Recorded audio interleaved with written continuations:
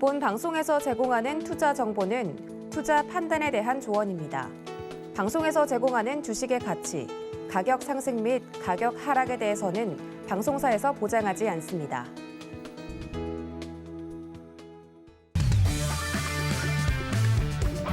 안녕하세요. 해외 선물 신세계 리턴즈의 손자입니다. 간밤새 뉴욕 증시는 FOMC의 불확실성이 거치면서 안도랠리를 보였습니다. 3대 지수 모두 상승 반전에 성공했는데요. 움츠리며 눈치를 보던 시장은 연준의 예상했던 행보가 나오자 안도의 한숨을 내쉬면서 힘껏 뛰어 올랐습니다. 연일 가장 큰 하락폭을 보이던 나스닥 지수는 이날 2% 넘는 상승을 보여주면서 가장 크게 올랐는데요. 엔비디아가 7%가량 오르는 등 빅테크 기업들의 상승이 돋보였습니다. 미 연준은 테이퍼링 규모를 2배 확대하겠다라고 밝혔고 내년 3회 금리 인상 가능성도 시사했는데요. 그럼에도 불구하고 은행주들은 약세를 보였습니다. 미 10년물 국채금리는 1.45%대로 소폭 올라섰고 달러 인덱스는 96선에서 약세 흐름을 이어갔는데요. 골드는 소폭 오른 1,777달러 선에 마감했습니다. 국제유가는 원유 재고 감소 소식에 상승했는데요. WTI가 소폭 오른 배럴당 70달러 선에 마감했습니다. FOMC 회의 발표 이후 아시아 주요 시장과 유럽 증시를 비롯해 가상화폐 시장 역시 반등했는데요. 또 미 연준에 의해서 유럽중앙은행도 통화정책회의 이후 기준금리를 발표했습니다. 0%의 현행금리를 유지하겠다라고 밝혔고요. 또 반면 영란은행은 기준금리를 0.1%에서 2.5%로 상향하겠다라고 밝혔습니다. 갈피 잡기 어려운 시장 속에서도 또 내 투자 전략만큼은 흔들림이 없어야 되겠죠. 여러분들의 진정한 투자 멘토 신세계 리턴즈의 전문가와 함께 하시면 되겠습니다. 이어서 미리 또 여러분들의 내년 수익을 대비하실 수 있도록 무료 특강 마련되어 있습니다. 월요일과 화요일 출연하는 성견 마스터님께서는 일요일 밤 9시 30분에 내년의 주요 상품 흐름 짚어주실 예정이고요. 또 금요일에 출연하시는 골드도치 마스터님께서는 일요일 오후 1시에 초보자분들을 위한 해외 선물 강연 준비하고 계십니다. 참여 원하시는 분들은 샵 0082번으로 문자 보내주시면 되고요. 또 이 밖에 해외 선물과 관련해서 궁금한 사항 있으신 분들은 노란톡 통해서 질문 보내주시면 되겠습니다. 샵 0082번으로 신세계라고 적어서 문자 보내주시거나 하단으로 나가고 있는 QR코드 스캔하시고 들어오시면 되는데요. 보내주신 질문 내용들은 방송 중에 마스터님과 함께 실시간으로 모두 해결해 드릴 테니까요. 코너 시작되기 전에 지금부터 미리미리 질문 남겨주시기 바라겠습니다. 네, 그럼 본격적으로 해외 선물 신세계 리턴즈 시작해 보겠습니다. 먼저 오늘 함께할 마스터 화면 통해서 만나보시죠.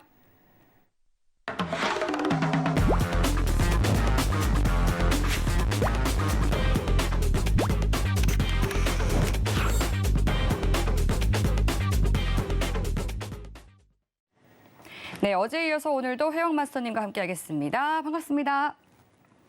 네, 인사 한 말씀 해주시죠. 네, 안녕하세요. 해왕입니다. 전에 FOMC 회의 이후에 미증시가 엄청 초급등이 드러났는데 사실 외신에서는 그 내용을 했어요. 시장의 예상대로 흘렀다 이렇게 얘기가 나왔지만은 저는 좀 다른 의견을 오늘 내세울 생각입니다. 뜻밖의 어떤 상황이 좀 전개가 되기 때문에 시장에 대한 급등이 초래됐는데 오늘 1시간 동안 이 부분을 왜 일어났는지 그리고 앞으로 전개가 어떻게 들어설 가능성이 굉장히 높은지 전략을 한번 세워드리도록 하겠습니다. 1시간 동안 잘 부탁드리겠습니다. 네, 정말 그간 지겹도록 FOMC 회의 얘기가 나왔었는데 또 어제 해왕 마스터님께서 굉장히 남다른 시각으로 이 시장의 맹점을 또 짚어주셨죠. 오늘도 그 어디에서도 들을 수 없는 신선한 시장 이야기 본격적으로 나눠보도록 하겠습니다. 네, 지금 현지 시각 오후 10시 59분 지나가고 있는데요. 먼저 오늘의 이슈부터 체크해 보시죠. 나스닥은 FOMC를 통한 불확실성이 해소되면서 위험 자산 선호 심리가 확산되고 있습니다. 골드는 테이퍼링이 내년 3월 종료 선언에 달러화가 약세를 보이면서 반등하는 모습입니다. 오일은 미 주간 원유 재고량이 3주 연속 감소하고 연말 여행객 증가 예상에 상승하고 있습니다. 유로 FX는 유럽중앙은행이 기준금리를 동결하고 영란은행은 기준금리를 인상하기로 결정했습니다. 네, 나스닥부터 유로 FX까지 오늘의 주요 이슈 체크해 봤습니다. 그럼 이번에는 나스닥과 관련한 외신 기사 확인해 보도록 하겠습니다.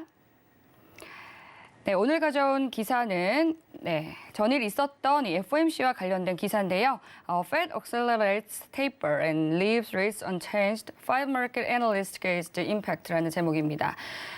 페드가 또 테이퍼링을 가속화하겠다고 밝혔고 또 현 금리는 동결을 했죠. 앞으로 있을 시장에 대해서는 또 어떻게 전망을 하는지 이 전문가들에 대한 이야기가 담긴 기사를 가져와 봤습니다. 현지 시간 15일 보도된 CNBC 기사에 따르면요. 미 연준은 이번 FOMC 회의에서 테이퍼링을 2배 가속화하기로 결정하고 금리를 동결하면서 시장의 예상과 같은 내용을 발표했습니다. 2022년에 최대 3번의 금리 인상과 2023년에는 2번, 2024년에 2번 더 인상될 것으로 봤는데요. 만장일치로 승인이 됐으며 108년 역사상 가장 큰 유동성의 통화 정책에 대한 조정 국면에 들어설 것임을 나타냈습니다. 그리고 또 인플레이션 전망은 상향 조정했는데요. 이에 따라서 이 5명의 월가 전문가가 CNBC와 이야기한 바에 따르면 이 모나 마하얀 수석 투자 전략가는 연준의 금리 인상 시작 시점뿐만 아니라 최종 금리 또한 중요하다라고 말하면서 2024년에 2.1%를 적용하면서 경제가 소화 가능한 최종 금리를 내놓을 것이다 라면서 시장을 좀 긍정적으로 전망을 했고요. JP모건의 데이비드 켈리 수석 글로벌 전략가는 연준이 금리 인상 일정도 앞당겼어야 했다라고 꼬집었습니다. 테이퍼링 가속화는 전적으로 적절하다라고 말하면서 기본 인플레이션 자체가 높기 때문에 연준이 금리를 이렇게 낮게 유지하는 것은 부적절하다라고 말했는데요. 이어서 리서치 애널리스트인 존 벨로우스는 연준이 2022년에 금리 인상 목표를 달성한 가능성이 있다고 봤습니다. 내년 3월이나 6월이 되면 지금과는 다른 인플레이션이라든지 성장 환경을 갖게 될 것이라면서 인플레이션이 어느 정도 완화가 될 수 있고 또 성장 수치는 이미 지난 수요일 소매 판매 수치에서 본 것처럼 지속되지 않을 것이다라고 전했습니다. 따라서 내년 상황에 따라서 금리 인상에 대한 이야기가 달라질 수 있다는 점을 기억해야 한다고 조언을 했습니다. 네, 그리고 또 프레드릭 미슈킨 전 연준 총재는 연준이 금리를 인상해야 한다는 신호를 보내기 시작한 것은 좋은 일이지만 실제로 인플레이션이 예상보다 훨씬 높고 또 예상보다 더 지속될 수 있기 때문에 선제적으로 금리 인상에 나서지 않은 것은 실수라고 생각한다라고 전했는데요. 마지막으로 또 다른 경제 전문가는 인플레이션이 이미 정점에 이르렀을 수 있다라고 말했습니다. 이렇게 또 연준의 행보를 두고 각기 다른 전문가들의 의견이 나오고 있는 것 같습니다. 네, 그럼 또 마스터님과 함께 시장 이야기 자세하게 나눠보도록 하겠습니다. 네, 마스터님은 좀 FOMC 회의 결과를 보고 어떻게 좀 보셨어요? 뭐 일단 간단하게 내용 정리부터 하고 네. 좀 평가를 하는 게 좋을 것 같은데. 좋습니다. 굉장히 간단합니다. 금리 내년에 3차례 인상 가능성 시사. 예. 근데 물가는 아직 우려돼. 예, 이 부분이 사실 핵심이었어요. 물가 때문에 이제 긴축에 대한 속도를 조금 더 빠르게 이동을 하는 겁니다. 얼마나? 한 3개월 정도. 3개월. 원래 통화 사이클의 순서상 금리 인상 직전에 테이퍼링은 무조건 종료가 돼야 됩니다. 채권 매입에 대한 연준이 진행하고 있는 이제 국채라든가 MBS 채권, 자산 매입의 형태를 종료해야지 그 다음 인상에 대한 순서로 들어갈 수 있을 것이다 라고 평가하는 게 일반적인 통화 사이클이에요. 근데 지금 긴축에 대한 속도를 빠르게 진행하는 건 어제 물가 때문이다. 근데 이제 물가에 대한 우려를 좀 잠재워야 되는 만큼 사실 이제 BI 수치값에 대해서 하방이 좀 더 진행된다면은 시장에 대한 조정 가능성이 시사되는 시점이 분명했습니다. 근데 어제 뭐 예상했던 게 그대로 나왔는데 네. 좀 중요한 힌트가 있었지만은 어디에서도 사실 얘기를 하질 않더라고요. 네, 이 부분을 오늘 한번 얘기를 할 거예요. 네. 네, 지금 화면 보시면 아시겠지만은 12월 성명서에는 인플레이션 일시적이라는 표현을 삭제하고 포워드 가이드를 수정한 것이 가장 큰 변화다. 이게 어제 키포인트였어요. 사실 시장에 대한 기대 심리가 어느 정도까지 좀 누적이 돼 있었냐면 네. 연 4차례 인상 가능성도 시사를 하는 상황이었거든요. 왜냐하면 긴축의 속도를 너무 빠르게 하려는 연준의 시도가 있다 보니까.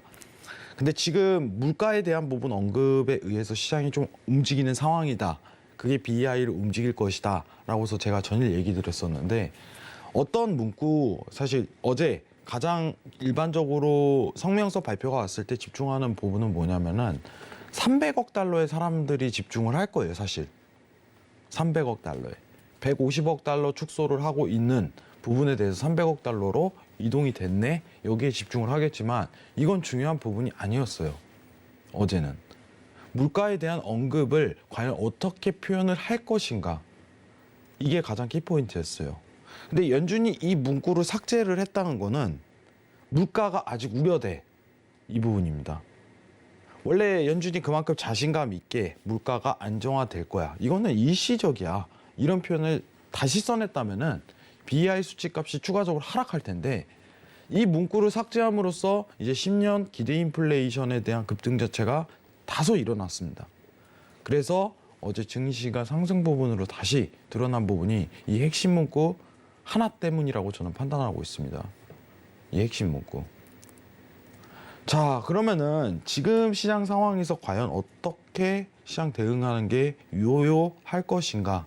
이 부분이 가장 핵심일 것 같은데 지금 전일 이 부분에 대한 이제 인플레이션에 대한 우려 부분을 사실상 한마디로 표현한다면 아직 물가가 우려돼. 빨리 하겠어. 이 부분입니다. 어제 FOMC의 핵심은 빨리 금리 인상하도록 노력할게. 물가가 우려돼. BI는 그래서 반등이 들어간 거고 증시가 다시 올라가는 케이스가 연출이 돼 버렸어요. 그리고 이제 시장에서 예상하는 어떤 확률이죠. 확률적인 부분으로 내년 이제 미국 기준금리가 3차례 인상 예상으로 지금 드러나고 있어요. 자, 화면 좀 잠깐 내려보겠습니다. 네. 지금 점도표를 발표가 전일 드러났는데 네. 자, 이 부분을 좀 보도록 할게요. 네. 그리고 잠시 정정해서 알려드릴 네네. 부분이 있어서 말씀을 드릴까 합니다. 네. 영란은행의 기준금리가 0.1%에서 2.5%가 아니고 0.25%로 인상이 됐음을 정정해서 알려드리도록 하겠습니다. 네, 바로 이어서 말씀해 주시죠. 네, 전일 FOMC 회의에서 사실 이제 지난 9월에 발표됐었던 점도표가 이제 또 12월에 발표가 됐죠. 네. 자, 이 부분은 뭐냐면은 이제 목표 금리에 대해서 이제 FOMC 위원이 총 여러 명이 있잖아요. 10명 이상으로 그렇죠. 구성돼 있기 때문에 하나하나 투표를 하는 거예요. 나는 이때가 좋을 것 같아. 나는 이때가 좋을 것 같아. 그거를 분기마다 발표를 합니다. 네. 3, 6, 9, 12월. 그럼 지난 9월에 발표를 했겠죠. 이 점도표에 대한 부분을. 그 점도표에 대한 수정이 전반적으로 우상향으로 모멘텀이 변화했다는 걸 느끼실 거예요. 여러분들. 자, 이 부분으로 측정이 들어가죠. 그죠? 자, 22년도에 대한 기준금리에서 가장 많은 투표를 진행을 한 거는 연 3차례 인상이 가능성이 시사됐어요. 확인이 되시겠죠? 원래 9월 같은 케이스는 내년 한 차례? 근데 지금은 내년 3차례. 과반수 이상이 내년 3차례 금리 인상의 시사를 표현하는 게 사실 굉장히 큰 변화. 이 또한. 네. 거의 전원이 매파적으로 바뀌었다고 하더라고요. 그죠. 네. 지금 사실 왼쪽 보시면은 이 네. 그래프에 대한 차이를 이해하셔야 되는데 자, 맨 밑바닥이 이제 제로금리죠. 0에서 0.25%. 네. 그리고 그 다음이 그 윗칸이 이제 0.25에서 0.5% 이런 식으로 구성이 되는데 네. 전반적으로 다 이제 총괄적으로 본다면 3칸이 아예 이동을 했어요. 내년 22년도는 3차례가 적당한 것 같아. 그러면 이거는 거의 확률적으로 이제 7, 80% 이상에 대한 가능성을 시사를 하는 거예요. 내년 금리 인상에 대한 시점 논의가 이제 5월로 좀 예상을 하는데 굉장히 타이트하게 매달 진행할 가능성이 높아요. 분기별로. 굉장히 빠르게. 기준금리, 왜냐하면 물가에 대한 우려 부분을 잠재우기 위해서. 이 부분은 이제 언론 이제 어떤 검색 키워드를 점도표만 치더라도 나오는 부분이니까 여러분들이 직접 확인하셔도 괜찮습니다. 자, 그러면은 지금 중요한 부분에 대해서 또 한 가지 얘기를 드릴 것 같은데, 지난 과거에 어떻게 보면은 이런 기준금리 인상 시점부터 증시에 대한 변화가 어떻게 드러났는지 이 부분을 같이 한번 체크를 할 거예요.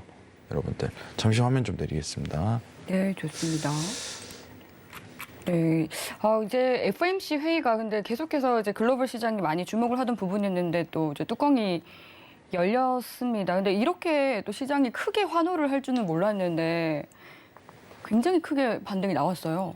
큰 환호는 아닌데 사실 인플레이션에 대한 부분에 우려가 아직 있기 때문에 예. 물가가 다시 한번 이제 BI 수치죠. 갑작스러운 예. 급등이 또 드러나면서 0.2%가 다시 올라갔거든요. 네. 이 상황에 대해서. 근데 이 어떤 시장에 대한 조정 모멘텀이 과거 어떤 형태로 언제 드러났나 이 부분 판단하는 것도 나쁘지 않을 것 같아요. 네, 지금 화면 보도록 하겠습니다. 네. 자, 지금 보시면은 이제 정책 정상화 전후 과거 S&P 모멘텀에 대한 지수 변화인데, 사실 최근 가장 정상화를 빠르게 했었던 게 리먼 브라더스의 2008년 이제 금융 위기 이후 2015년 경제 정상화가 드러났습니다. 그때 이제 기준금리에 대한 인상을 논의를 한 거죠. 근데 보다시피 어떻게 보면 그때 매크로 환경에 따라 굉장히 달라지는 요건이 강해요. 어쩔 때는 이제 T를 기준으로 시장에 대한 100이 그 기준 근거가 되는데, 이 기준금리 인상을 시점으로 과연 시장에 대한 S&P 모멘텀이 상향에 있냐 하향에 있냐 이렇게 나누는 겁니다. 근데 매크로 환경이 가장 중요하겠죠. 매크로 환경이. 그럼 지금 시장 구성에 대한 매크로 환경은 사실 기준금리 인상 전후로 이 하방이 좀 더 어울리는 표현이다 라고서 저는 판단을 합니다. 사실 2015년도와 같은 그래프를 그릴 가능성이 굉장히 높아요. 그렇기 때문에 사실 일시적이라는 물가를 어제 물가를 삭제했기 때문에 기준금리 인상 직전 어떤 시장에 대한 조정이 드러날 가능성이 굉장히 높다라고서 좀 기준치를 잡고 싶어요. 지금 현 상황은 페드 회의 이후에 T를 기준으로 잡읍시다. T 기준금리 인상 시점 기준으로. 아시겠죠? 그러면은 지금 시장에 대한 모멘텀은 아직까지 이 구간에 있겠죠. 그죠? 상승에 대한 여력이 좀 더 남아있다는 이 부분에 좀 포커싱을 담겨야 돼요. 지금 시장은 T 이전이기 때문에. 그죠? 지금 시장 T 이전입니다. 여러분들. 그러면은 오늘 차트를 보시면 아시겠지만 전일 그래프가 우상향적인 모멘텀을 그렸기 때문에 화면 좀 전환하겠습니다. 네. 네. 시장에 대한 추가적인 앞으로 상승 요소가 더 남아 있다는 거를 시사드리고 싶어요. 네, 물가가 다시 한번 오르지만은 제한적인 물가 상승이 좀 더 이루어질 거고, 기준금리 인상 시점에 맞춰서 시장에 대한 어떤 BI 수치값이 낮아지면서 이제 10년물 국채 금리가 올라간 현상이 야기될 거니 그때 시장에 대한 조정 가능성으로 변화를 하는 게 맞을 것 같아요. 그럼 지금 우상향적인 모멘텀을 어제 문구 인플레이션에 대한 우려, 일시적이라는 표현이 완전 삭제가 들어가는 상황이므로 이 부분으로 우상향 모멘텀으로 지속해서 평가하는 게 지금 현 상황이라고 보고 있습니다. 자, 굉장히 간단하게 이제 한 줄평으로 좀 정리를 하도록 할게요. 네. 자, 시장에서 이제 물가에 대한 부분은 완전 재우지 않았다. 이는 BI 수치값에 대한 상승을 다시 유발했는데 앞으로 이 유발에 대한 부분이 단기간 폭 좀 더 상승할 가능성이 높고, 그에 대한 효과는 증시가 기준금리 인상 직전까지 상승 모멘텀으로 이어갈 가능성이 굉장히 높다. 이 부분 평가 드리도록 하겠습니다. 자, 그리고 이제 국내 증시 한번 얘기를 드리도록 할게요. 네. 자, 잠시만 화면 좀 내리겠습니다. 네. 또 이주열 한은 총재도 오늘 이 미국 FOMC 회의에 대해서 어떤 발언을 내놨는데, 우리나라는 좀 선제적으로 금리 인상에 나섰고 움직였기 때문에 우리나라에 대해서는 좀 속도에 따라서 끌려갈 필요가 없고 뭐 영향은 제한적일 것이다. 정책 유연성이 확보가 됐다. 이런 발언을 내놨거든요. 네. 예. 근데 증시에는 사실 엄청난 영향이거든요. 증시, 네. 국내 증시. 예, 예. 네, 그 부분에 대한 말씀을 드릴 건데. 네, 좋습니다. 자, 일단은 미국에 대한 연방 기금 기준금리죠. 목표를 같이 한번 보도록 할게요. 네. 이걸 보면서 좀 설명을 드리죠. 자, 지금 한국은행이 사실 이제 1%를 넘는 수치를 너무 당연시하게 이제 들어갈 거기 때문에 계속해서 네. 계속 우상향하겠죠. 지금 1.25%까지 그리고 내년에 목표가 1.5% 이상에 대한 목표를 추구하고 있기 때문에. 네. 근데 여기서 보시면은 22년도 이제 12월 전망을 보시면은 잠시만요. 이 부분도 다시 볼게요. 네. 이 부분. 페드에 대한 기준금리 22년도 12월 전망을 한번 보시면은 0.9%예요. 0.9. 지금 이거를 본다면은 여러분들이 느끼시는 게 뭐냐면은 그 모멘텀이 어쨌든 간에 긴축에 대한 이제 미국이 시기가 빨라진다는 거는 이제 내년도부터는 이제 증시가 디커플링이 없어지는 겁니다. 네. 이게 가장 중요해요. 지금 시장에서 가장 국내 시장에서 혼란을 겪는 이유 자체가 디커플링. 미증시는 계속 오르는데 코스피는 왜 그래? 이런 부분이 가장 컸었잖아요. 그죠? 완전 반대로 교차하는 상황이 일어났던 거는 긴축에 대한 속도 차이라고 해서 그간 명시를 드렸었어요. 근데 이주열 총재가 앵커님이 얘기한 것처럼 이주열 총재가 우린 선제적으로 대응한 것뿐이야. 어차피 미국이 올릴 거 뻔히 알고 있었기 때문에 이 말은 빠졌겠죠. 그 뜻이겠죠. 어차피 미국이 올릴 거 나는 뻔히 알고 있었어. 근데 누구나 알고 있었던 내용이에요. 그죠? 다만 이 대응은 굉장히 적절했다. 네. 이런 표현이 나올 것 같아요. 예. 왜냐하면 내수 시장을 좀 더 빠르게 안정화시키는 작업을 한국은행에서는 먼저 한 것뿐이죠. 네. 다만 증시에는 굉장히 악조건이었죠. 왜냐 긴축 정상화 속도가 미국 대비해서 너무 빠르다 보니까 완전히 디커플링이 교차가 들어가는 이 상황이 들어갔었습니다. 긴축 속도에 대한 차이는 이게 중요해요. 자, 그러면은 이제는 미국이 좀 가속도가 붙네요. 한국은행이 조금 이제 어떻게 보면 가속도를 줄이겠죠. 달리긴 하되 한국이 달리긴 하되 미국이 갑자기 빠르게 좀 더 붙는 상황이 연출이 됐죠. 이 상황에서는 이제 커플링으로 교차가 돼요. 결국은 앞으로 코스피에 대한 상황은 미 증시에 대한 방향성으로 다시 갈릴 것이다 라는 평가가 어제 회의를 통해서 결정이 지어지는 거예요. 아시겠죠? 제가 이 부분은 나스닥 할 때 코스피랑 같이 한번 분석을 하도록 하겠습니다. 네. 그렇기 때문에 사실 최근에 이제 긴축에 대한 속도 차이로 코스피가 디커플링이 드러났다. 이 부분은 미국이 변화를 하지 않는다면은 굉장히 큰 장기적인 디커플링 요소가 드러날 것이다라고 평가했는데 이제는 커플링으로 좀 교차가 될 거예요. 네. 그렇기 때문에 미증시에 대한 부분을 조금 더 유익 있게 보는 시간이 이어질 것 같습니다. 이상입니다. 네, 그리고 짧게 질문 잠깐 드리면요. 네.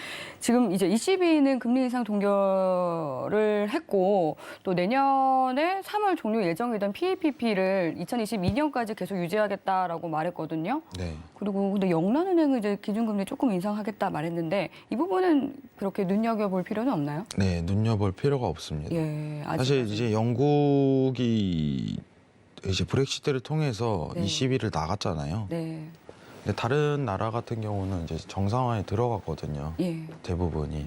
근데 유럽이라는 전체 연합은 지금 그 상황이 안 되다 보니까 네, PEPP를 더 12월까지 연장한다는 거는 정확하게 의지를 내보낸 거죠. 나는 아직 돈을 더 써야 돼. 걱정이 되네요. 내년에 유로 배수 한번 봐야 되는데 기회가 안 올 것 같아. 그러게요. 아직까지 그 타이밍을 주지 않고 있는데.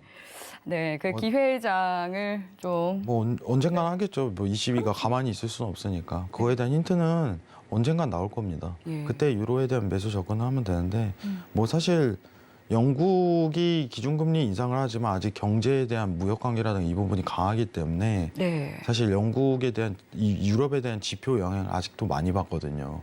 상황이 증시 상황도 그렇고. 다만 이제 영국이 개별적으로 이제 브렉시트 이후에 완전히 나가는 상황이기 때문에 파운드만 보실 때 좀 조심하시면 돼요. 영란은행 관련해서는. 네. 그 외적인 어떤 다른 나라의 뭐 증시라든가 이런 요소는 거의 미비하다고 판단하시면 됩니다. 이상입니다. 네, 좋습니다. 네, 이렇게 또 정치적 불확실성에 이어서 이 FOMC 회의 결과가 나오면서 또 경제적인 부분에서 이 불확실성도 어느 정도는 조금은 해소가 된 모습입니다. 그럼 이어서 또 노란톡으로 보내주신 여러분들의 궁금증을 해결해보는 무엇이든 물어보세요 시간으로 넘어가 보도록 하겠습니다. 먼저 화면 통해서 참여 방법 만나보시죠.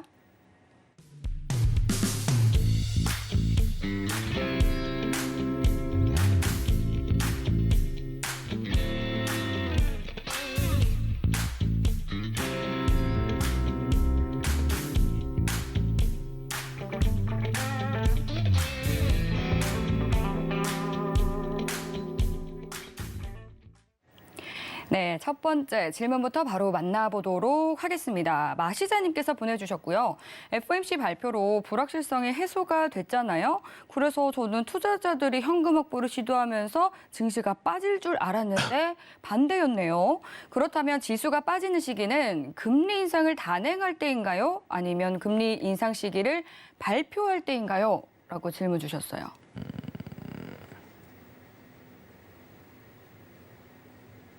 자, 굉장히 금리 인상 시기를 단행할 때보다 발표할 때 단행을 하는데 네. 네, 그게 정확하게 이게 표현이 굉장히 애매모호한데 마시아님이 금리 인상을 하겠습니다라고 할 때인지 아니면은 금리 인상을 뭐 7월에 하겠습니다 하면 그 7월에 시장이 빠지게 되는 보통 건지. 그렇게 안 하거든요. 그냥 거기서 발표하거든요. 발표하자마자 그 시점에. 예, 그 시점에 발표하고 인상을 하는 거거든요. 예. 예. 이 단행을 할 때가 발표할 때입니다. 네. 그 통화 정책상 그렇게 안 해요. 이거는 테이퍼링은 어떤 발표를 할 때 1개월 뒤에 진행을 하겠다 이렇게 하지만은 네. 금리 인상은 그냥 발표할 때가 단행할 때예요. 그러니까 그때 테이퍼 텐트럼이라든지 이거 좀 충격이 올 수가 있는 그죠. 부분이네요. 그런 부분이 있는데 예. 근데 그렇게 하는 것보다 지금 봐봐요. 예. 자, 간단하게 좀 얘기를 해보도록 할게요. 진짜 간단한 겁니다. 네. 지금 금리 인상할까요? 미국이? 못 하겠죠. 아니요. 앞으로. 앞으로 하죠. 그죠? 네. 지금 다 알겠죠? 네. 그 부분에 대해서는. 네. 그죠? 네. 그러면 지금 이거는 이제 앞으로 금리 인상에 대한 시장이 이제 반영이 되는 건데 네. 상황이 예.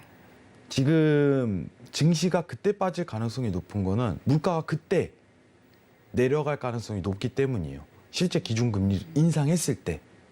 그러면 단행하고 그다음에 물가가 낮아질 가능성이 높아요. 단행하고.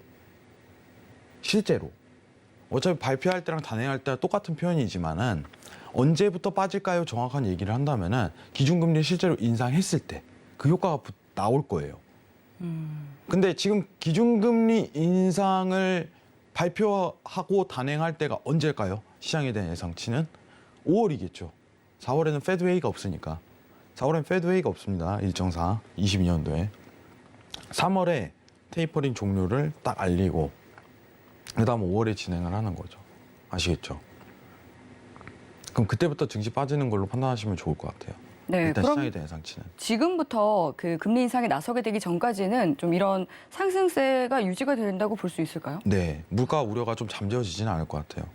패드가 지금 일시적이라는 표현을 완전 삭제함으로써 네. 지금 시장에 대한 기대, 물가 자체가 다시 반등이 들어갈 수 있는 여건이 마련됐기 때문에 네. 엄청 큰 폭에 대한 상승은 아니지만은 고점을 한두 차례 깨는 그런 연출력은 보여줄 가능성이 충분히 있다고 생각을 해요. 네. 네, 그 부분만 좀 판단하시면 좋을 것 같습니다. 이상입니다. 네, 좋습니다.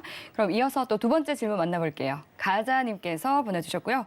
안녕하세요, 회왕님. 국내 선물은 해도 어렵네요. 방향성 어떻게 보시나요? 하고 질문 주셨어요. 사실 이제 기준금리 인상부터 이제 커플링이 좀 들어갈 가능성이 굉장히 높은데 네.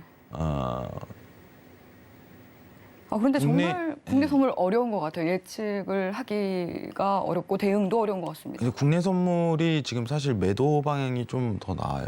아직까지는. 커플링에 대한 시기 자체를 제가 봐도 3월 이후로 좀 측정하고 있기 때문에 네, 아직은 아니기 때문에. 내년 상반기까지는 아직 하반권에 대한 부분을 좀 집중을 많이 하고 있거든요. 네. 여러분들이 모르실 수 있겠는데 여기 질문에서 국내 선물을 얘기를 하는데 예. 이게 코스피 200을 선물한 거예요. 네. 우리가 보통 이제 주식 거래할 때 코스피를 다 사드릴 수는 없잖아요. 네, 그렇죠. 그죠? 다 사드리려면 좀 돈이 많이 필요하겠죠. 200 종목을. 엄청 많이 네, 필요하겠죠. 엄청 많이 필요합니다. 네. 월급보다 더 많이 필요할 텐데 이거를 선물화를 시킨 거예요. 이제 방향성. 단순히 코스피 200을 상품화 시킨 거죠. 이 네. 수치를. 그래서 그걸 선물화 시킨 게 코스피 이제 국내 선물이에요. 국내 선물. 모르시는 분들이 다소 있으시기 때문에 그러면은 이 부분에 대한 부분은 이제 우리가 이제 증시가 조정이 올 때 매도에 대한 대응을 할 수 있다는 전략이 수립되는 거고 네. 단순히 이제 주식 코스피에 대한 투자를 좀 하고 싶은데 매도에 대한 부분은 사실 시청자분들이 많이 아는 게 이제 ETF 중에 인버스 트레이딩 있잖아요. 예. 거꾸로 차트가 뒤집히는 네. 그런 차트가 있어요. 그 대응도 있겠거니와 국내 선물에 대한 매도권 대응 이 부분으로도 할 수 있습니다. 근데 국내 선물은 좀 특이점이 있어요. 해외 선물하고 다르게. 어떤 점인가요? 교육을 받아야 돼요. 어, 네, 교육이 필수 이수가 돼야 되는 그게 있기 때문에 이수증이 있어야지 국내 선물로 트레이딩 할 수 있다는 점. 그 정도만 참고하시면 좋을 것 같습니다. 아직은 국내 선물은 매도 방향성이 우세하다. 이 정도만 참고하시면 좋을 것 같습니다. 이상입니다. 네, 선물 시장은 또 이 주식 시장을 해지 전략으로 가져가 보면 굉장히 좋기 때문에 국내 선물에 대해서도 좀 공부를 해서 대응해 보시면 굉장히 좋을 것 같습니다. 이어서 또 다음 질문 만나볼게요. 박준배님께서 보내주셨네요. 해왕마스터님 안녕하세요. 오일이 다시 상승세로 바뀌었는데 오일에 대한 향방은 어떻게 생각하시나요? 라고 하시네요. 네. 오일에 대한 향방은 매수로 보고 있습니다. 매수로 네. 보신다고요? 네. 오, 뭐 이따가 설명을 좀 다시 한번 드리겠지만 네. 지금 단가상 최근 타점에서 71달러죠. 전일. 전일 이제 저점에 대한 형태 이 부분이 좀 더 중요한 자리인 것 같아요. 제가 봤을 때는 제일 중요한 자리. 잠시만요. 아니, 네. 화면 차트가 잘못됐네요. 어제 이 부분이 아니었는데 네. 차트가 오일이 또 뭔가 좀 이상했어요. 지금. 네, 이 자리였네요. 3주 연속해서 이제 재고가 감소하고 있고 네, 어제 제가 이제 69이 자리죠. 69.39 자리가 저점일 것입니다라고 얘기를 드렸었는데 네. 그리고 상승 전환이 좀 다소 들어갔어요. 예. 그래서 제가 오히려 나스닥은 FOMC 이후에 보는 게 낫다 하고서 전망을 들었고 네. 안전하게 하라고 네. 말씀해 주셨고. 유가에 대한 부분은 매수를 들었던 걸로 기억을 해요. 유가에 네. 대한 부분. 유가에 대한 부분이 반등이 드러날 것이다. 근데 이 효과가 두드러지게 나오는 거는 사실 유가에 대한 가격을 낮출 수 있을 만한 요인이 없어졌죠. 지금 상쇄됐죠. 최근에 사실 유가 관련해서 시황은 SPR 부분인데 이 부분에 대한 시황이 없어졌기 때문에 다시 유가에 대한 재반등이 가능성이 높다고 생각합니다. 근데 지금 기준치가 정확하게 좀 내려졌는데 전일 저점 이탈 나오기 전까지 상승 가능성이 매우 높아요. 이 부분만 참고하시면 돼요. 지금 상황. 시황 또한 그렇고 참고되셨으면 좋겠습니다. 이상입니다. 네. 아, 좋습니다. 또 오일에 대해서도 방향성 살펴봐 주셨고요. 이어서 또 바로 짧게 질문 하나 만나볼게요. 내일은 상상님께서 보내주셨는데 미금리 인상 두세 번에 국내장 무너질까요? 하고 좀 우려를 담아서 질문 보내주셨네요. 이게 무너진다는 기준치보다 유동성에 대한 추가 조정이라고 좀 판단을 하는데 네. 어쨌거나 조정은 피할 수 없겠다라고 요새 보시는 사실 거죠. 왜 그러냐면은 예. 국내 국장을 물어보니까 예. 요새 어렵죠 시청자분들 네. 시장이. 네, 시장이 시소 같기도 하고 롤러코스터 같기도 하고 그래요. 네. 적절한 시기는 아니라고 사실 생각을 해요. 네. 적절한 시기를 시장 참여에 대해서 원활하게 좀 진행할 수 있는 그 부분은 아니라고 생각하는 게 시장이 아직까지는 불안 요소가 굉장히 높기 때문에. 근데 좀 정확히 해석을 해야 되는 게 제가 누누이 얘기 드리지만 오미크론 때문은 아닙니다. 절대로. 예. 오미크론 때문은 아니에요. 오미크론으로 인해서 시장에 대한 통화 정책이 변화가 된다면 시장 오미크론 때문이라고 얘기를 할 거예요. 저는. 근데 오미크론이 확산세가 증가하더라도 지금 기준금리를 인하하지는 않잖아요. 네. 채권 매입을 하지는 않잖아요. 양적 완화를 다시 개시하지는 않잖아요. 그럼 오미크론으로 인하여 시장이 어쩌고 저쩌고 이건 맞는 표현이 아니라는 겁니다. 이거를 인지를 정확하게 하셔야 돼요. 앞으로 코로나 팬데믹에 대한 어떤 이런 현상에 대한 확산세 이 부분으로 시장이 떨어졌다, 올랐다 이거는 허위 뉴스에 가까워요. 네. 오늘 사실 제가 가져온 그 CNBC 외신 기사 속의 전문가들도 그 멘트가 있었어요. 아, 있었어요? 네, 오미크론 변이에 따라서는 인플레이션이라든지 뭐 시장 반영 영향력은 없다라는 멘트가 있었거든요. 그래서 안 그래도 마스터님 생각이 나긴 하더라고요. 이 부분만 좀 얘기하고 미장을 좀 체크하도록 하겠습니다. 아, 중요한 네. 부분이기 때문에 지금 유동성이 증시가 올랐던 이유는 뭐냐면은 결국에는 통화 정책에 대한 변화가 너무 급반전했기 때문이잖아요. 예. 달러를 막 찍어내는데 그 돈이 흘러가는 거고 위험 자산 속으로 그래서 시장 변화까지 쫙 이어졌던 건데 네. 108년 지금? 역사상 네. 최대. 지금 저희가 이제 우리나라죠. 우리나라 기준으로 확산세가 좀 더 커지는 상황이죠. 네. 예. 그래서 저도 걱정이긴 한데 그렇다고 해갖고 한국은행이 다시 기준금리를 제로로 돌리지는 않잖아요. 그렇죠. 그럴 리는 없잖아요. 그죠? 네. 상황이. 그렇죠. 누가 어느 누구도 다 그렇게 생각해요. 야 이제 다시 제로금리 갈 거야 라고 얘기하는 사람은 단 한 명도 없어요. 심지어 연준도 투표권이 완전 바뀌었는데 상황이. 이게 변화가 있다면 저는 오미크론으로 인하여 이 범위는 이 두 선은 허용이 될 것 같아요. 근데 제가 진짜 읽지도 않는 외신은 오미크론 확산세로 증시가 어쩌고 저쩌고 네. 이런 거는 거의 진짜 어떻게 보면 막 쓰는 거밖에 안 돼요. 네, 맞아요. 네, 막 쓰는 글귀밖에 안 돼요. 상황이. 네. 사실 좀 나왔었는데 저희 신세계 리턴즈에서 네. 마스터님이 나오셔서 이제 오미크론 변이 시장 영향 없습니다 말씀해 주시고 한 며칠 뒤부터는 또 잠잠해지더라고요. 또 페드를 집중해 봐야 된다라고 기조가 바뀌었고. 왜냐하면 너무 말이 안 되는 거를 짜내기 때문에 네. 왜냐면- 그때는 사실 좀 걱정하긴 했는데 네. 또 선제적으로 말씀해 주신 것 같습니다. 그렇기 때문에 이 부분은 꼭 착오가 없으시길 바라겠고 네. 오늘 일단은 미증시 보고 내용을 좀 더 이어가도록 하겠습니다. 네, 이상입니다. 좋습니다. 네, 지금 현재 또 뉴욕 증시가 개장을 했는데요. 개장 상황 살펴보고 오시죠.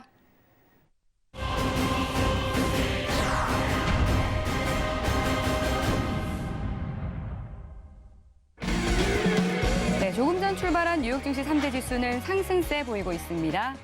현재 주요 상품 시세 살펴보겠습니다. 먼저 나스닥 지수입니다. 0.1% 상승한 16,293포인트 선 지나고 있습니다. 이어서 골드입니다. 1.4% 상승한 1,789달러 선 지나고 있습니다. 다음 오일입니다. 0.71% 오른 배럴당 71달러 선 지나고 있습니다. 마지막으로 유로입니다. 0.6% 상승한 1.136달러 선 지나고 있습니다. 네, 주요 상품들 개장 상황 살펴보고 오셨는데요. 그럼 상품별 대응 전략 팻말 통해서 확인해 보도록 하겠습니다. 네, 먼저 나스닥은 현재 구간에서 어떤 대응 전략 가져가 보면 좋을지 팻말 통해서 확인해 볼게요. 준비해 주시고요. 들어보겠습니다. 하나, 둘, 셋. 관망 들어주셨네요. 네, 사실 매수를 들어야 정상적인 건데 네. 시장 폭에 대한 조정이 좀 시기에 드러나야지 그 가능성이 시사돼요. 예. 네, 지금 아직 차트만 간단하게 보도록 할게요. 네. 오늘 차트만. 전일 어떤 이 사실 시장에 대한 파동이라는 거는 상승이 있다면은 예. 어느 정도 조정치는 드러나야 돼요. 조정치는. 그래야지 좀 더 건강하게 상승을 할 수 있는 그 파동권을 만들 수 있다고 생각을 해요. 네. 지금도 그런 케이스인데 전일 상승분에 대한 부분이 조정이 아직까지 굉장히 미비하다는 거예요. 근데 여러분들 지금 차트에서 조금 특이한 점을 말씀을 드리도록 할게요. 네. 지금부터 아이고 나스닥이 사라졌네요. 네. 자, 건강한 상승이라는 표현이 굉장히 또 좋은 것 같습니다. 좀 건강해야죠. 네. 네. 사람도 시장도 건강해야 좋습니다. 건강해야 되는데 네. 지금 전일 상승분으로 지금 차트 상황을 좀 더 보도록 할게요. 예. 자, 지금 보시면은 위에 제가 MACD에 대한 부분을 조금 표현을 드리도록 할게요. 네. 지금 잠시만요. 그리고 또 이 시청자분께서 나스닥 데일리 눌림 예상 구간도 좀 여쭤보시거든요. 같이 네네. 봐주시면 좋을 것 같습니다. 그 말씀드리도록 하겠습니다. 네. 자, 지금 일단은 이 부분을 좀 표현을 드리도록 할게요. 저는 이 부분 상승할 때 모멘텀이요.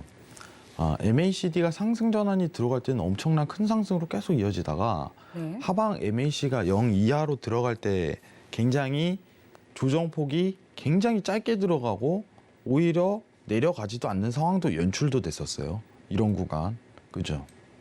자, 이런 구간 내에서는 MACD에 대한 0 상승 이상에서 사실 매수에 대한 트레이딩 자체를 심는다면은 손실이 날 가능성이 굉장히 적어요. 오히려 수익으로 계속적으로 들어갈 수 있어요. 상황이. 근데 지금 여기서부터 여러분들 보시면은 MACD가 하방으로 들어갈 때 상승으로 들어갈 때 완전히 180도가 바뀌어 버렸어요. 이 기준치에서. 그러면은 지금 개장 이후의 시장 상황은 뭐냐면은 정확히 한마디로 표현이 되는 거예요. 전일 상승분에 대한 조정이 지금은 나오고 있다. 그럼 지금은 이제 조정 추세죠. 이거는. 이 자리는 조정 추세에 해당이 되는 거예요. 간단하죠. 여러분들. 지금 조정 추세에 해당이 되는 거예요. 자, 지금 이렇게 좀 질문을 왜 하는 이유는 자, 해왕님 올라가나요? 떨어지나요? 오늘에 대한 차트는 이게 사실 제일 궁금하잖아요. 그렇죠. 올라가나요? 떨어지나요? 어디서부터 올라가나요? 네, 올라갈 것 같습니다. 어디서부터냐? 이게 다시 한번 이러한 연출력을 가질 때부터 올라갈 겁니다. 이렇게 표현하는 거예요. 그죠? 자, 그러면은 그 가능성이 어디서부터 시작이 될까요? 라는 게 지금 방금 얘기하셨던 질문이겠죠. 네. 그 가능성이 어디서부터 시작이 될까요? 라는 질문이.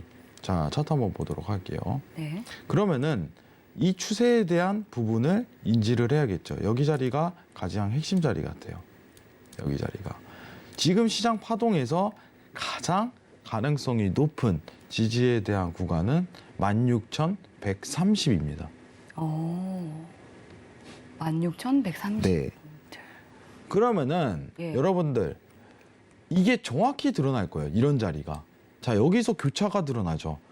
시장의 파동이 달라지죠. 여기서부터. 그죠? 네. 이 전까지는 수급에 대한 강세가 MACD 상승에서는 굉장히 가파르게 올라가지만 지금부터는 달라진단 말이에요. 만약에 단기 트레이딩으로 나는 대응하고 싶어라고 한다면은 지금 가까이 보시면은 이 MACD가 0으로 교차할 때 하방에 대한 매도권으로 조정 분위기를 더 타야 되는 게 맞는 거예요. 맞죠? 네. 단기 이제 스캘핑 뭐 이런 트레이딩을 접근을 시킨다면 시장 상황에서. 근데 여러분들 여기서 직접 그 어떤 짧은 시간에 지금 들어가시고요. 그죠? 이렇게는 할 수 없잖아요. 그죠? 네. 상승으로 다시 전환되기 위한 조건을 설명을 드리는 거예요. 지금 시간은. 그럼 16,130포인트 있죠. 이 구간에서 지지를 일단 받고 이런 교차에 대한 상승 파동으로 파동에 대한 전환이 들어갔다는 걸 한 번은 확인하시면 돼요. 그러면은 전일과 같은 이러한 파동 추세가 다시 나올 가능성이 굉장히 높다는 거예요. 여기서부터 체크해야 돼요. 그럼 지금은 회왕님 저는 매수를 바라보고 있는데 어디서부터 보는 게 좋을까요? 일단 16,130까지 기다리시고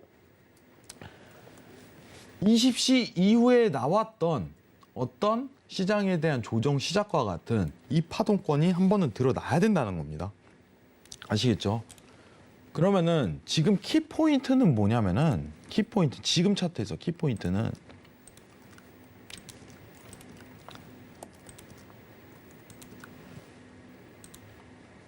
이거예요. 여러분들 이거 이게 한 번 더 나와야 된다는 겁니다. 반대로. 잠시만요. 자, 이겁니다. 이런 교차가 16,130에 한 번 드러나는지 체크하고 다시 제 매수에 대한 대응이 그때부터 들어가도 충분히 수익 낼 수 있다는 거예요. 이거를 체크해야 돼요. 지금은. 다시 한번. 지금 시장에서 드러나는 건 조정입니다. 어제 상승분에 대한. 아시겠죠? 그 부분을 꼭 체크하시기 바랍니다. 이상입니다. 네, 혼자서도 또 스스로 이렇게 수익 볼 수 있는 확률을 높일 수 있는 방법에 대해서 말씀해 주셨습니다. 그리고 또 지금 보니까 이 골드도 이 개장 상황을 살펴볼 때 굉장히 좀 큰 상승 보여주고 있었고 또 그리고 어제 말씀해 주셨던 구리 역시도 상승을 하고 있는데 원자재 이렇게 좀 상승세 크게 보여주고 있는 이유가 뭘까요? 유가는 상관없고요. 네. 사실 유가는 상관없고 예. BI 부분이 가장 큰 거죠. BI. 어제 말씀해 주신 부분이 네. 좀 들어맞네요. 네, 기대 인플레이션이 다시 문구 삭제로 인해서 급등했기 때문에 네. 구리값이 다시 재상승하는 효과가 드러났어요. 네, 다시 상승하는 효과가. 근데 저는 구리가 가장 앞으로 수익을 내기에는 좋은 상품인데 네. 그거는 매도일 것이다라고 얘기를 해요. 확실하게 그 부분은 고집이 있습니다. 제가. 왜 그러냐면은 제 주관적인 고집. 왜냐면은 미국이 물가를 막을 거기 때문에 어쨌든 간에 그렇죠. 다 올라올 만큼 올라왔다 이겁니다. 예. 단기적 반등밖에 해당이 안 돼요. 단기적인 상승에 대한. 구리값은 앞으로 좀 많이 내려갈 가능성이 높은데 그 시기가 사실 페드 회의 이후 그 가능성이 높았는데 그래서 제가 페드 회의 이후부터 트레이딩 관점을 하자는 게 변수가 좀 발생될 수 있으니 이런 단서를 포함해서 어제 미증시도 관망을 했는데 3월 이후 구리값 매도가 좀 가장 적절해 보이네요. 3월 이후. 내년 3월 이후 네, 구리 내년 매도요. 3월 이후 구리 매도. 여러분 받아 적으셨죠? 내년 3월 이후. 그게 좀 수익으로 좀 장기적으로 크게 이루어질 가능성이 높아졌어요. 3월 이후. 네. 네. 그럴 가능성이 더욱더 높아지고 있는 것 같습니다. 오늘 이렇게 또 구리가 위로 올라가고 있는 것을 보면. 네, 연장이 좀 될 것 같은데 그 내년도의 수익성이 가장 크게 나타날 수 있는 어떤 종목에 대한 형태를 본다면은 구리 매도. 예. 뭐 연주이죠. 오늘 아까 전에 앵커님이 얘기한 것처럼 네. 22는 뭐 22년도 물 건넌 것 같아요. 그러게요. 예. 저는 2022년 끝까지 그렇게 또 이 정책을 유지할 줄은 몰랐는데. 예상은 했는데 뭐 말이 매파적인 요소가 좀 다소 나왔기 때문에 기대를 했었어요. 네. 지금 주위에서 지금 압력을 가하고 있기 때문에. 근데 가능할까라는 의구심은 있었는데 네. 지금 막 사실 이제 유럽의 테이퍼링을 할 것이다라고 베팅하는 사람은 없거든요. 그 가능성 언급을 해야지 그때부터 이제 어떤 이제 좀 시장에 대한 베팅이 늘어나는데 네. 가능성이 시사되고 확률이 늘어나는데 지금 뭐 거의 접어야죠. 그 정도로 뭐 PPP에 대한 진행을 12월까지 연장하겠다고 마음을 굳건히 먹었다면 경제 상황이 안 좋은 건 알지만은 유럽은 정말 그냥 개인적인 생각인데 네. 유럽은 정말 통화 정책을 이상하게 갑니다. 정말 한 국가가 아니라 연합이라 그런지 그럴 수도 있겠네요. 네, 정말 제가 예상컨대 좀 선진국 중에 가장 빨리 망할 수 있는 국가가 저는 유럽 같아요, 솔직히. 네, 또 연합이다 보니까 이제 하나의 뜻으로 모이기가 쉽지 않아서 또 그런 부분도 있겠죠. 네, 정말 경제가 이상하게 굴러가요. 경제 정책도 정말 이상하게 펼치고 네. 정말 이해할 수 없는 수준으로 들어가요. 예. 단합이 안 되고 어떤 그 결과치가 그 단합이 안 된 부분에서 도래하는 것 같아요, 저는 개인적으로. 미국이 정말 똑똑한 것 같아요. 이번에 경제 어떻게 보면 긴축에 대한 정상화 과정이라든가 긴축 속도를 옮기는 거에 관련해서도 예. SPR 방출이 무산되니까 완전히 이제 페드로 전환시켜버리는 케이스거든요. 네. 야 이거 큰일 났다 하고서 페드 출동 이거거든요. 네. 네, 그 부분은 정말 똑똑한 것 같아요. 네. 그리고 또 내년에 선거도 있기 때문에 이제 바이든 대통령도 열심히 이 물가 잡기에 나설 것으로 예상이 되는 부분이 있습니다.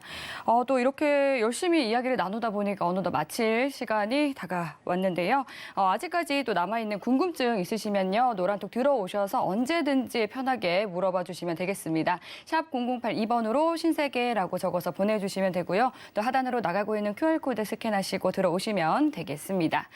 그리고 또 신세계 리턴즈는 주말에도 여러분들과 함께 하죠. 월요일과 화요일 나오시는 선견 마스터님께서는 또 여러분들의 내년의 흐름을 대비할 수 있는 강연 준비해주고 있고요. 또 금요일에 나오시는 골드도치 마스터님께서는 초보자분들도 쉽게 들으실 수 있는 해외 선물과 관련한 강의 내용 준비하고 있으니까요. 참여 원하시는 분들은 샵 0082번으로 문자 보내주시면 되겠습니다.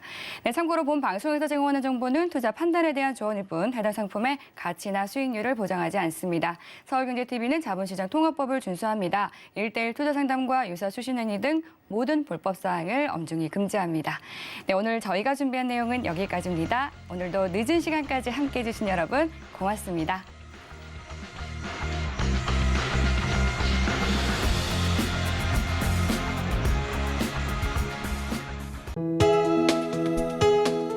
본 방송에서 제공하는 투자 정보는 투자 판단에 대한 조언입니다. 방송에서 제공하는 주식의 가치, 가격 상승 및 가격 하락에 대해서는 방송사에서 보장하지 않습니다.